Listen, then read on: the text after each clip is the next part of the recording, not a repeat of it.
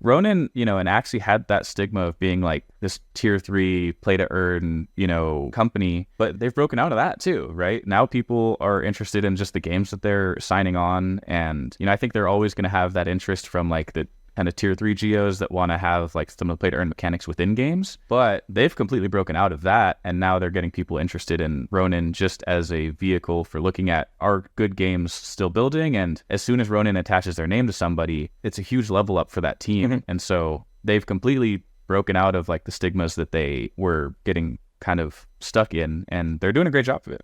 Yeah, no, I was just going to comment on that. I got to finally meet a good friend of mine. He's the other half of the BD team at Ronin, Ash. So it's Ash and Kathleen, and they're essentially the gatekeepers into the Ronin ecosystem. So they're the ones that meet with all the games. And one of the things that he told me is that like they lead with wanting to play the game. They're not like, like, oh yeah, let's see your white paper. What are you building? No, they want the product. Ronin wants a product. Imagine that. Yeah. So that's number one for them, right? And second to that is, their traction, because that's like a really early sign of success for a game. If you have a playable product and there's some traction in terms of community, player base, daily active users, etc. So that's one of the things that I admire them. Like Fresco said, they used to be like the play to earn, and I think they evolved into almost becoming a bit of like a publisher in a way, or maybe they're heading towards that. And I think in the future, if they continue signing on hits and games that are successes, I could see them probably being like a fairly successful Web3 gaming launcher, right? It was one of the topics the other day that Sam was talking about. But yeah, on my side, I wanted to give a shout out to kind of like some of the new era games, as Warren was saying, and I have three in mind. That's a good segue. Yeah, which is games that actually don't have a token out yet, but they have a game and they're kind of building the game in public. So the first one is King of Destiny. They really are in tune with the Web3 community. And to this day, they don't have a token out there. They're building towards it, but, it almost seems like one of their benchmarks was to hit like 1 million downloads, and they're well into their way there. So shout out to Brian, Owen, Rich, etc. It's a team that we have worked with closely, and they know what they're doing. They were at GDC at the Wolves, and, super experienced team in Web 2 and mobile games, but also in Web 3. The second team is Fable Borne. Again, they don't have a token out. They're building towards that, but before that, they have put in an incredible amount of job work into their game. I think they've scrapped their game like 4, 5, 6 times now, and made like a new playable. So at the moment, I think they're doing really well. I think they published their numbers today, the last playtest, which lasted about 2 weeks, at over 100,000 players, which is great. They won retention 85%, something like that. It is a part of a play to airdrop campaign, but it is a very fun game, having played it myself. So, I'm kind of excited for them as well as they progress and keep building the game. And the last one is they have a token out now, but it came out this year, and it's Pirate Nation. That team did incredibly well at essentially having a playable game 4 months before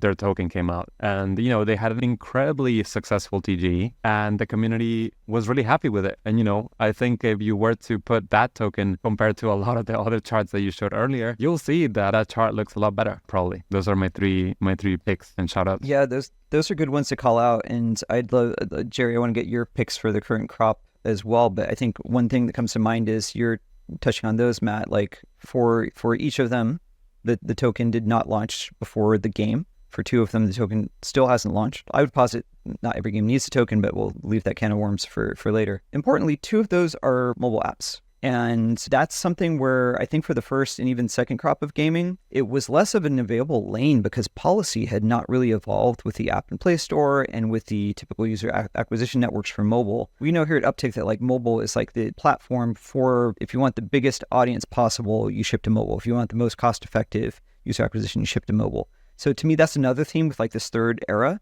is like they now have a set of rules in which they can engage the mobile gaming ecosystem, which is just the biggest part of current gaming, the biggest audience. So yeah, Jerry, I would love your thoughts. Like, who do you like in this kind of third era of gaming? Who are the teams that you think might actually, make it out alive from this crop?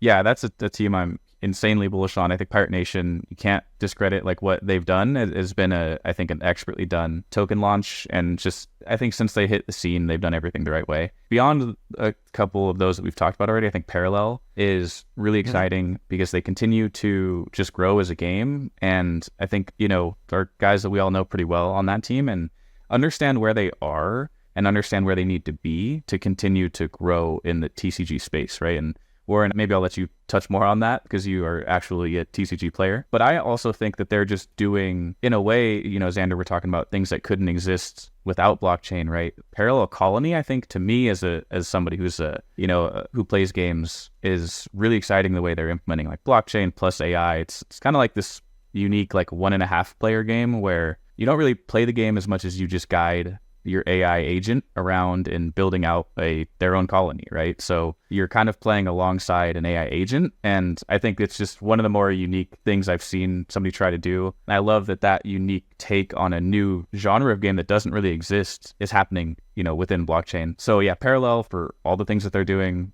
and the second one would be Off the Grid. Mm-hmm. I think Matt touched on them a little bit earlier, but a lot of their stuff is behind NDA right now, so people aren't talking about it.